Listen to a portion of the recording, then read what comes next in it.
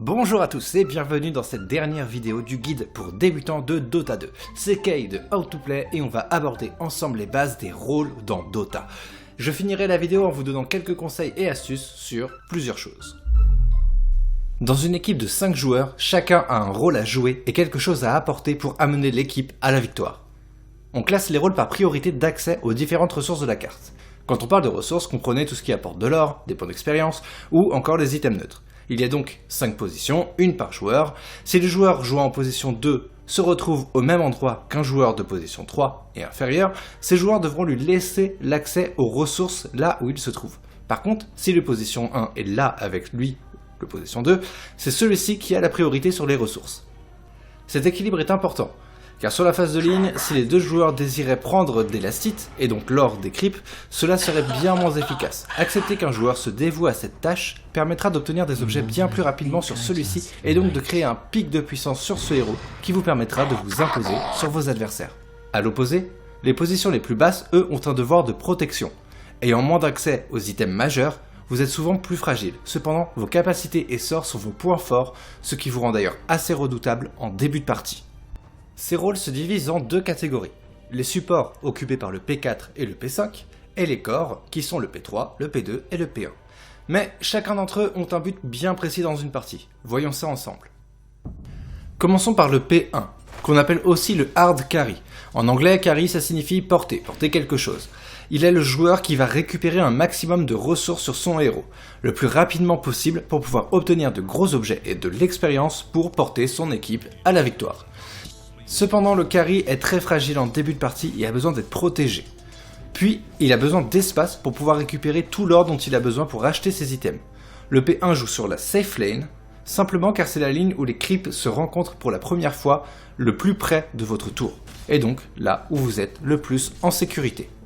Celui qui l'accompagne sur sa ligne, le P5, qu'on appelle aussi le hard support, son rôle est majeur en début de partie. Il est celui qui assure que le P1 puisse obtenir les lastites en allant agresser les adversaires de la ligne. Un véritable rôle de funambule, car il devra toujours remplir sa mission sans pour autant mourir. En plus, afin d'assurer dans votre rôle de babysitter, le mieux est de ne pas prendre l'expérience de votre P1. Une fois la partie plus avancée, il reste en retrait et s'avance uniquement pour lancer ses sorts en combat pour aider son équipe. Puis recule à nouveau jusqu'à récupérer ses sorts et recommence. Il est dans la partie en charge de poser les wards pour donner la vision à son équipe. Ensuite, sur la ligne du milieu, vous avez le position 2, le mid laner. C'est une position particulière, pas mal de héros peuvent y être joués. C'est une opposition en 1 contre 1 qui permet d'avoir accès à beaucoup d'expérience et à aussi pas mal d'or. Les héros bénéficiant d'avoir des capacités très puissantes très tôt peuvent utiliser ces niveaux pour faire pencher la balance sur les autres lignes en s'y rendant ponctuellement afin de récupérer des kills ou de prendre des tours. Sa position élevée lui garantit un accès à des items importants pour s'assurer de continuer à avoir de l'impact tout au long de la partie. Puis vient ensuite le position 3, on appelle l'offlaner, il joue simplement sur l'offlane. Il fait face au carry adverse et son support. Il a dans la partie globalement un rôle d'initiateur et de disabler. L'initiation signifiant être le premier à engager le combat, et le disable, être celui qui porte les sorts de contrôle, d'étourdissement. Ce sont aussi souvent des héros qui peuvent rester en vie grâce à leurs capacités ou leurs statistiques de PV et d'armure qui sont importantes. Enfin, le position 4. C'est aussi un support, mais son rôle diffère du position 5. Il est le métronome du début de partie. Il commence très souvent la partie avec le P3, avec un rôle plus ou moins similaire à celui du P5, à la différence qu'il va souhaiter obtenir quelques niveaux assez tôt pour pouvoir être capable de faire pencher la balance sur n'importe quelle autre ligne. Pour ça, il jouera avec la vision de l'ennemi en restant caché dans l'ombre, se montrant uniquement pour tenter d'attaquer et de tuer un de ses adversaires. Il dicte le rythme de la partie et, selon le héros, peut avoir un rôle de second initiateur. Il a aussi un rôle à jouer sur la vision de votre équipe. Vous avez choisi un héros, mais ne savez pas trop quel rôle jouer avec celui-ci. Un héros peut avoir une prédisposition pour plusieurs postes. Pour savoir où jouer votre héros, vous pouvez simplement aller dans le jeu, sur la table des personnages. Cliquez sur celui de votre choix et regardez ce qui est indiqué à côté de son nom. Suivre ces indicateurs est une bonne chose pour commencer l'apprentissage d'un poste. Pourtant, la flexibilité du jeu fait qu'ils peuvent souvent être dépassés. La créativité et l'inventivité peuvent surprendre vos adversaires, mais pour en arriver là, il vous faudra être à l'aise sur le héros et comprendre ce qu'on attend de vous dans la partie sur le rôle que vous avez choisi. Il s'agit là bien évidemment d'une présentation de base des rôles. Chaque rôle mériterait une vidéo bien plus avancée pour que vous puissiez comprendre ce qu'il faut faire à chaque instant du jeu. Cependant, pour moi, parler de rôle dans un guide débutant, je voulais pas en faire trop, il y a plus important à maîtriser avant ça. Je vais finir cette vidéo en vous donnant quelques conseils et astuces.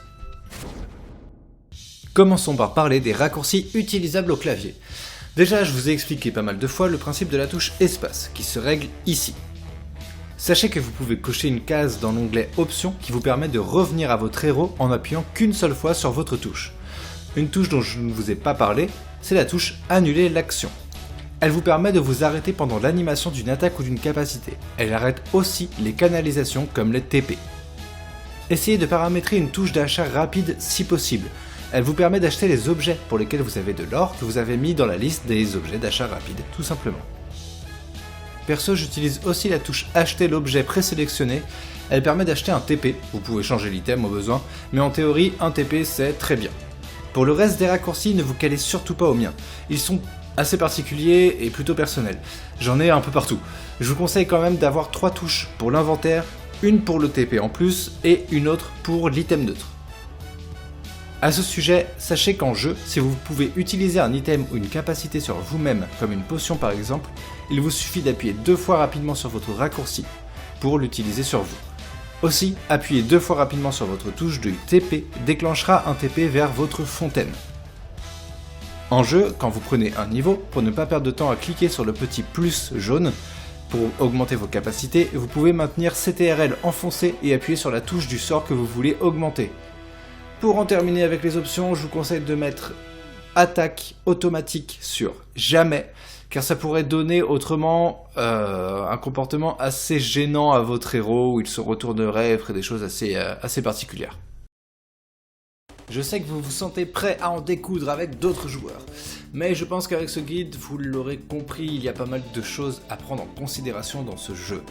Personnellement, je vous conseille de faire plusieurs games contre les bots, afin de prendre le temps de vous familiariser avec votre héros, mais surtout avec la carte de Dota et son environnement. Il faut du temps avant de bien appréhender tout ça. Jouer les 2 mêmes héros pendant une centaine de parties vous permettra de pouvoir vous concentrer uniquement sur ce qui se passe autour dans une partie de Dota.